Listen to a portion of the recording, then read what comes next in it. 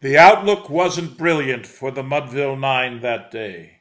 The score stood 4-2 with but one inning more to play, and then, when Cooney died at first, and Barrows did the same, a sickly silence fell upon the patrons of the game. A straggling few got up to go in deep despair. The rest clung to the hope with springs eternal in the human breast. They thought if only Casey could but get a whack at that. We'd put up even money now with Casey at the bat. But Flynn preceded Casey, as did also Jimmy Blake. The former was a Lulu, the latter was a cake. So upon that stricken multitude grim melancholy sat, for there seemed but little chance of Casey's getting to the bat. But Flynn let drive a single, to the wonderment of all, and Blake, the much despised, tore the cover off the ball. And when the dust had lifted, and the men saw what had occurred, there was Jimmy safe at second, and Flynn a huggin' third. Then from 5,000 throats and more there rose a lusty yell. It rumbled through the valley, it rattled in the dell.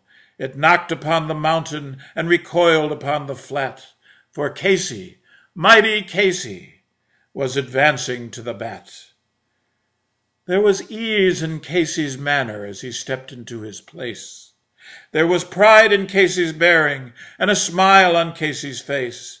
And when, responding to the cheers, he lightly doffed his hat, no stranger in the crowd could doubt 'twas Casey at the bat. 10,000 eyes were on him as he rubbed his hands with dirt.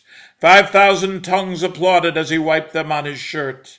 And then while the writhing pitcher ground the ball into his hip, defiance gleamed in Casey's eye, a sneer curled Casey's lip. And now the leather-covered sphere came hurtling through the air, and Casey stood a-watching it in haughty grandeur there.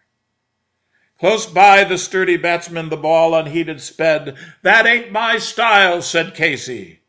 "Strike one," the umpire said. From the benches black with people there went up a muffled roar, like the beating of the storm waves on a stern and distant shore. "Kill him! Kill the umpire!" shouted someone in the stand, and it's likely they'd have killed him had not Casey raised his hand. With a smile of Christian charity, great Casey's visage shone. He stilled the rising tumult. He bade the game go on. He signaled to the pitcher, and once more the spheroid flew. But Casey still ignored it, and the umpire said, "Strike two."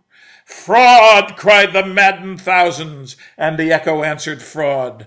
But one scornful look from Casey, and the audience was awed. They saw his face grow stern and cold. They saw his muscles strain. They knew that Casey wouldn't let the ball go by again. A sneer is gone from Casey's lip. His teeth are clenched in hate. He pounds with cruel violence his bat upon the plate. And now the pitcher holds the ball. And now he lets it go. And now the air is shattered by the force of Casey's blow. Oh, somewhere in this favored land, the sun is shining bright. A band is playing somewhere. And somewhere hearts are light. Somewhere men are laughing, and somewhere children shout. But there is no joy in Mudville. Mighty Casey has struck out.